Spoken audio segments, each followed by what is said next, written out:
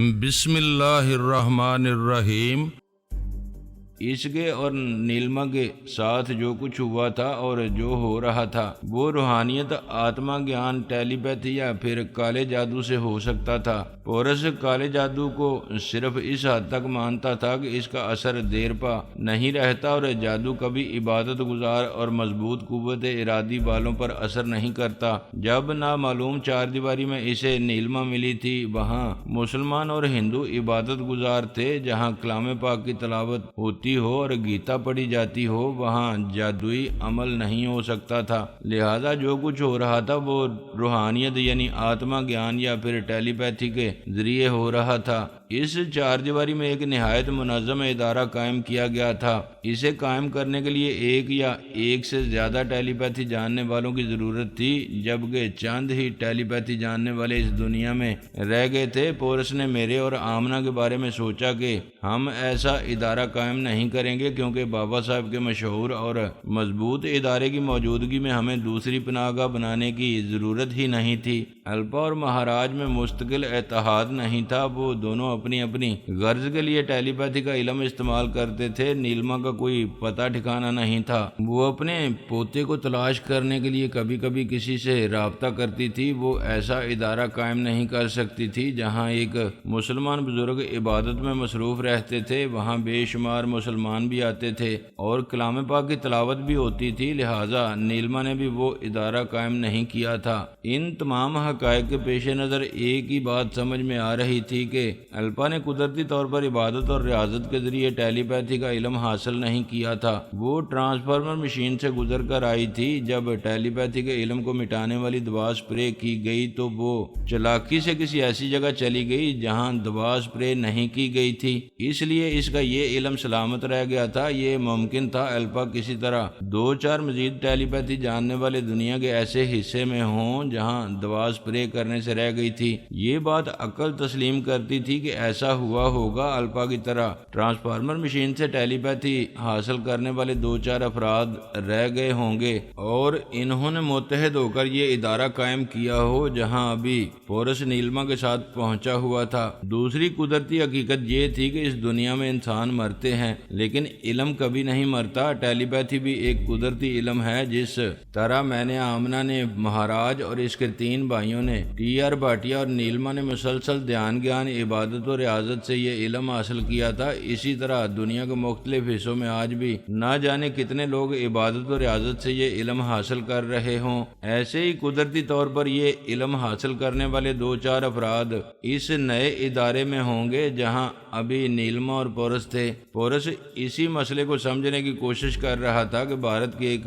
دور افتادہ حصے میں وہ منظم ادارہ کیسے قائم ہو گیا ہے اور کن افراد نے اسے قائم کیا ہے۔ وہ ایک کرسی پر بیٹھا ان مسائل پر غور کر رہا تھا۔ نیلما ایک بیڈ پر گہری نیند میں تھی۔ اس کی نیند سے ظاہر ہو رہا تھا کہ کسی نے اسے اسی طرح ٹیلی پیتھی کے ذریعے سلایا ہے جس طرح تھوڑی دیر پہلے پورس کو سلانے کی کوشش کی گئی تھی۔ اگر ایسا عمل نہ کیا جاتا تو نیلما اپنے پورس سے بچھڑنے کے بعد اس کوارٹر میں اس سے ملتے ہی اس کی آغوش میں سما کر رہتی، اسے اتنی محبتیں دیتی کہ رات سے صبح کر دیتی، لیکن وہ اس کوارٹر میں آتے ہی تھوڑی دیر میں سو گئی تھی۔ وہ اسے دیکھتے دیکھتے اچانک کرسی پر سیدھا ہو کر بیٹھ گیا۔ وہ پہلے نیند میں ذرا کسمسائی تھی، پھر اٹھ کر بیٹھ گئی۔ اس کی آنکھیں کھلی ہوئی تھیں، وہ پلکیں نہیں جھپک رہی تھی اور نہ ہی اس کمرے میں اسے پورس کی موجودگی کا احساس تھا۔ پھر وہ بستر سے اتر گئی اور نیند کی حالت میں چلتی ہوئی پورس کے سامنے سے گزر کر باہر جانے لگی۔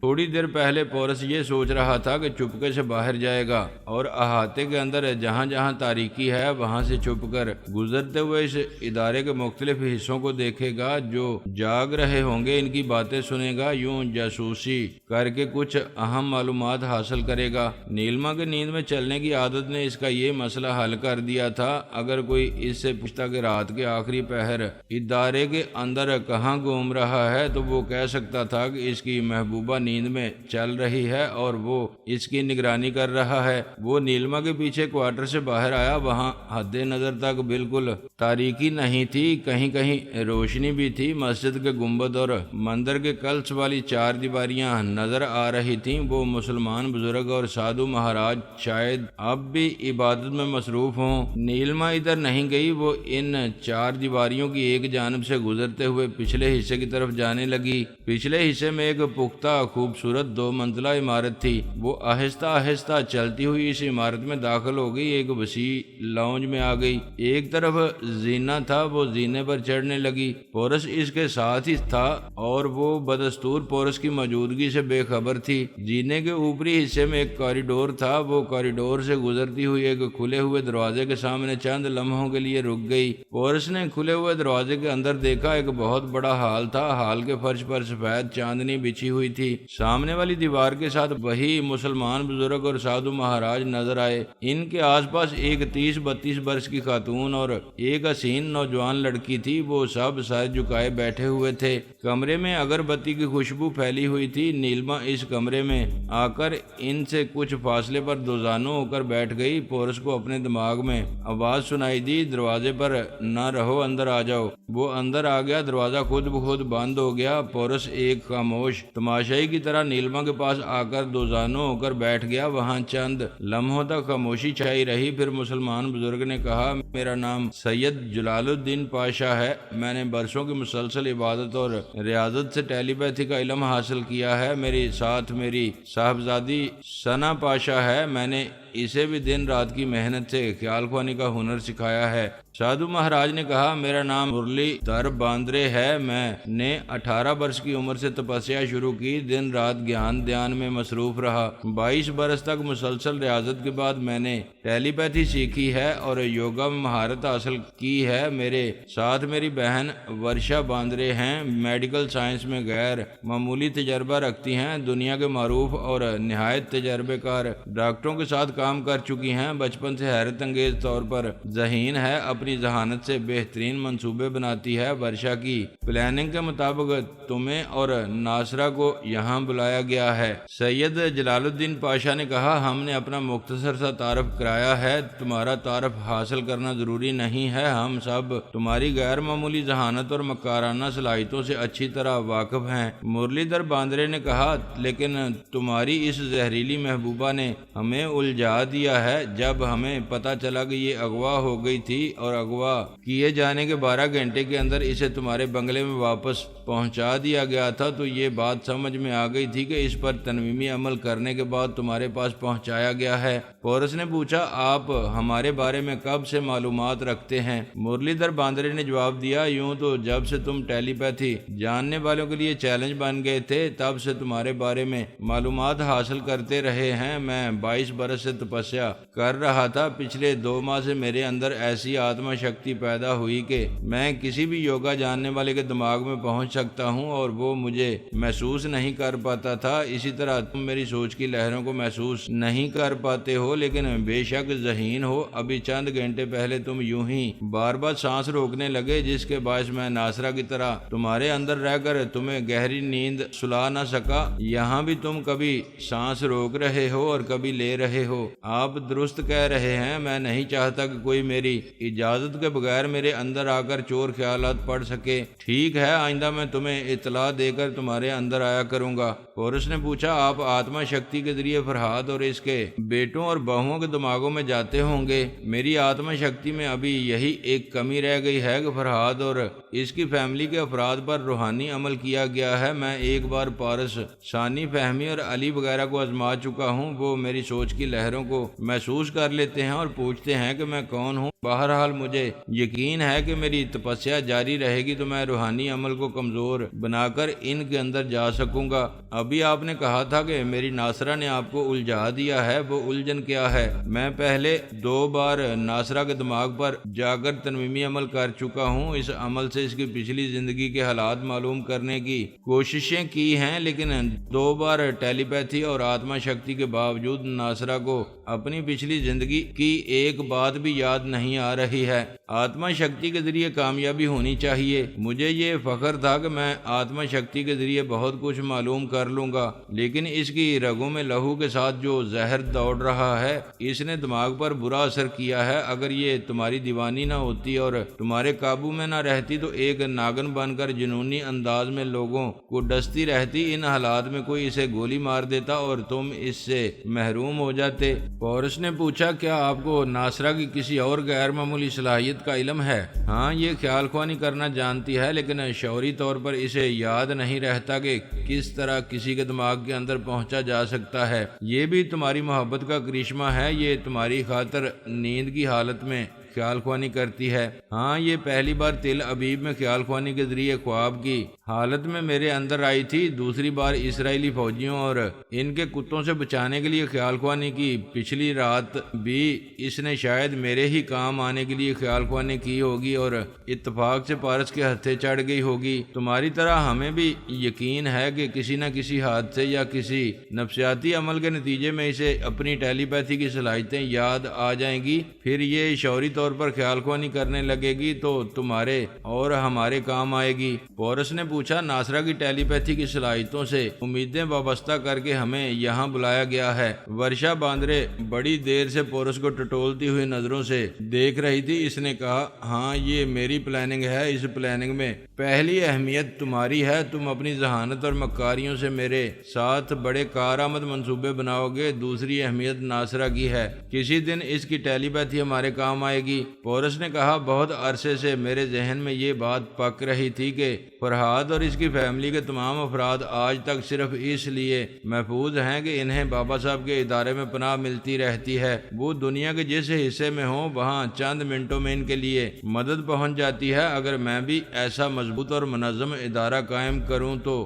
پھر پارس اور اس کے باپ جیسے سینکڑوں مخالفین میرا کچھ نہیں بگاڑ سکیں گے۔ اور اب میں دیکھ رہا ہوں کہ آپ لوگوں نے کچھ اسی قسم کا ادارہ قائم کیا ہے۔ ورشا نے کہا، تم نے درست سمجھا ہے۔ ہم بابا صاحب کے ادارے سے بھی زیادہ مضبوط اور زبردست فعال ادارہ بنا رہے ہیں۔ جب اس ادارے کے کارنامے دنیا والوں کے سامنے آتے رہیں گے تو تمام ممالک اور تمام میڈیا کے ذریعے یہ چرچے ہوں گے کہ یہ ہندو اور مسلمانوں کا مشترکہ ادارہ ہے۔ ہم بابا صاحب کے ادارے والوں کی طرح متعصب نہیں ہیں۔ وہاں ہندوؤں اور یہودیوں کا داخلہ ممنوع ہے، لیکن ہم دنیا کی ہر قوم اور ہر مذہب کو گلے لگاتے ہیں۔ اس طرح یہ ثابت ہوگا کہ بابا صاحب کے ادارے کے مسلمان انتہا پسند ہیں اور دوسرے کسی مذہب کو برداشت نہیں کرتے ہیں۔ پورس نے کہا، ورشا، میں تمہاری ذہانت کی داد دیتا ہوں۔ میرا اور تمہارا ذہن ایک طرح سوچتا ہے۔ میری صلاحیتوں سے کام لینے کے لیے مجھے یہاں بلایا گیا ہے۔ میرا وعدہ ہے کہ اس ادارے کو مضبوط قلعہ بنانے کے لیے میں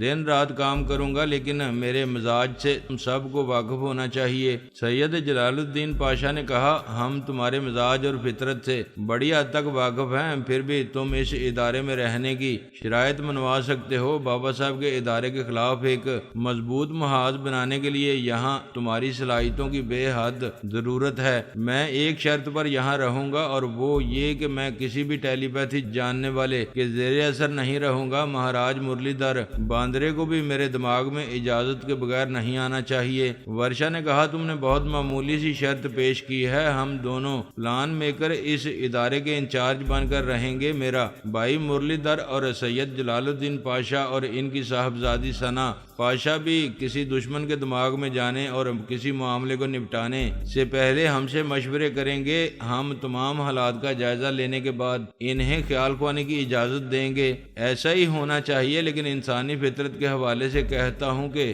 ٹیلی پیتھی جاننے والے بعض اوقات خوش فہمی میں مبتلا ہو کر کسی سے مشورہ لینے میں اپنی توہین سمجھتے ہیں۔ ورشا، تم بھی میری طرح ٹیلی پیتھی نہیں جانتی ہو، اس لیے ہم دونوں کبھی یہ سمجھ نہیں پائیں گے کہ ہمارے ٹیلی پیتھی جاننے والے خود ہمارے اندر پہنچ کر ہمارے خیالات کس طرح اپنی مرضی سے بدل رہے ہیں۔ مرلی دھر باندرے نے کہا، یہ بے اعتمادی والی باتیں ہیں۔ ہم سب کو ایک دوسرے پر اندھا اعتماد کرنا چاہیے۔ یہ یقین رکھنا چاہیے کہ ہم ایک دوسرے کے خلاف کوئی کارروائی کر کے اپنے ادارے کو کبھی نقصان نہیں پہنچائیں گے۔ پورس نے کہا، بے شک ہمیں اندھا اعتماد کرنے کے لیے ایک مضبوط طریقہ کار پر عمل کرنا چاہیے، اور وہ مضبوط طریقہ طریقہ کار یہ ہے۔ اس نے یہ کہتے ہی لباس سے ایک ریوالور نکال کر مرلی دھر باندرے کو گولی ماری۔ سب ہی چونک کر اور سہم کر دور ہو گئے۔ نیلما نیند کی حالت میں تھی، گولی چلنے کی آواز پر چونک کر بیدار ہو گئی۔ ان سب کو سوالیہ نظروں سے دیکھنے لگی۔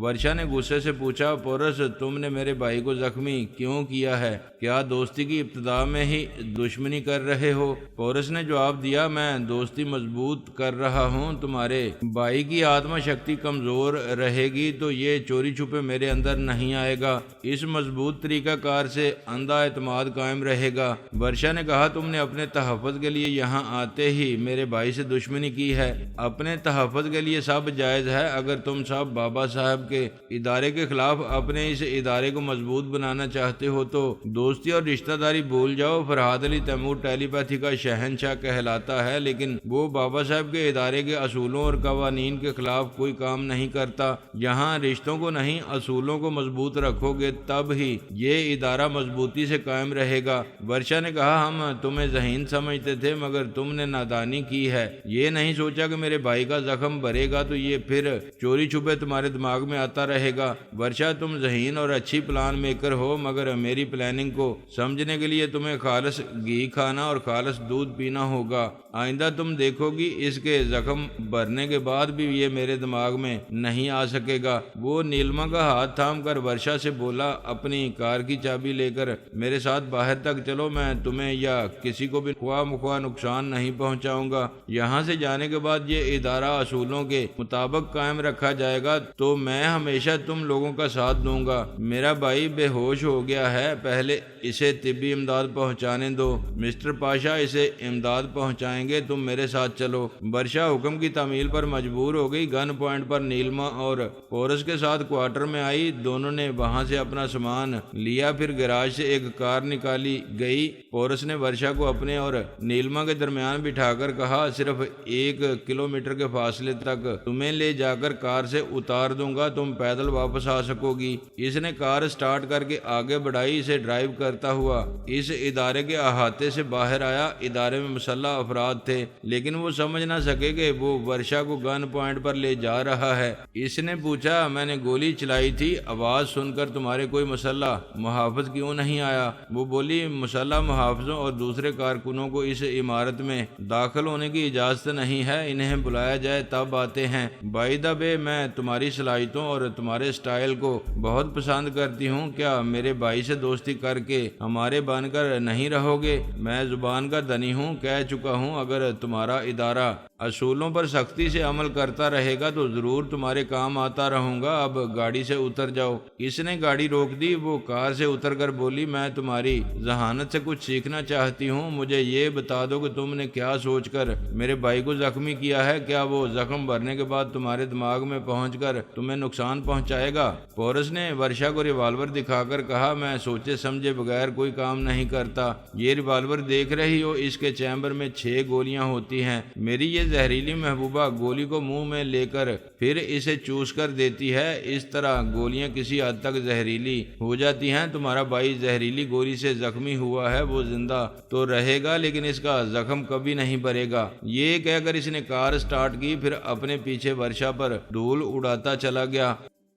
ازبکستان کے سرحدی شہر میں خفیہ ایجنسی کا جو دفتر تھا، اس کا باس اپنے مسلح حواریوں کے ساتھ افغانستان کی سرحدی چوکی پر پہنچ گیا۔ اس کے ساتھ افغانستان کے متحارب گروہ کا سردار دلاور بھی تھا۔ اس چوکی میں سردار دلاور کا دوست ایک اعلیٰ افسر آفتاب خان تھا۔ آفتاب خان نے دلاور سے کہا، تم ابھی ایک ڈاکٹر اور نرس کے ساتھ ایک گاڑی میں گئے تھے، پھر اتنی جلدی واپس کیوں آ گئے؟ سردار دلاور نے کہا، میں جس کے ساتھ گیا تھا وہ ڈاکٹر نہیں، فرحاد علی تیمور تھا۔ اس نے ٹیلی پیتھی کے ذریعے مجھے مجبور کیا کہ میں فون پر تم سے بات کروں اور یہ کہوں کہ ریڈ کراس کی پہلی گاڑی میں رہوں گا، اسے روکا نہ جائے۔ تم نے دوستی نبھائی، اس گاڑی کو نہیں روکا۔ مجھے اس ڈاکٹر کے ساتھ دیکھ کر یہ نہیں سمجھ سکتے تھے کہ وہ دشمن فرحاد ہے۔ آفتاب خان نے کہا، دوست خدا کا شکر ادا کرو کہ وہ تمہاری جان کا دشمن نہیں تھا، صرف چالاکی سے تمہیں اعلی کار بنا کر سرحد پار کر گیا۔ بیرونی خفیہ ایجنسی کا باس بولا، سردار دلاور، میں تمہاری زبان کچھ سمجھتا ہوں۔ فرحاد نے ہم سب کو بیوقوف بنایا ہے، اسے ہمیں ازبکستان واپس جا کر اسے تلاش کرنا ہوگا۔ اسی وقت سردار دلاور کے بھائی زور آور خان کے مسلح افراد اپنی گاڑیوں میں آئے۔ ان میں سے ایک نے کہا، سردار، ابھی بری خبر ہے، آپ کے برادر زور آور خان آپ کی مدد کرنے آ رہے تھے، فرحاد کو گولی مارنے آ رہے تھے، لیکن ان کی گاڑی تیز رفتاری کے باعث ہزاروں فٹ کی گہرائی میں گر کر ٹکڑے ٹکڑے ہو گئی ہے۔ سردار دلاور سر پکڑ کر بیٹھ گیا۔ اس نے اعلیٰ افسر آفتاب خان سے کہا، دوست، ابھی تم نے کہا تھا کہ فرحاد میری جان کا دشمن نہیں تھا، اس نے صرف سرحد پار کرنے کے لیے مجھے اعلی کار بنایا تھا، مگر اس نے میرے بھائی کی جان لے لی، اسے میری مدد کے لیے یہاں تک پہنچنے نہیں دیا۔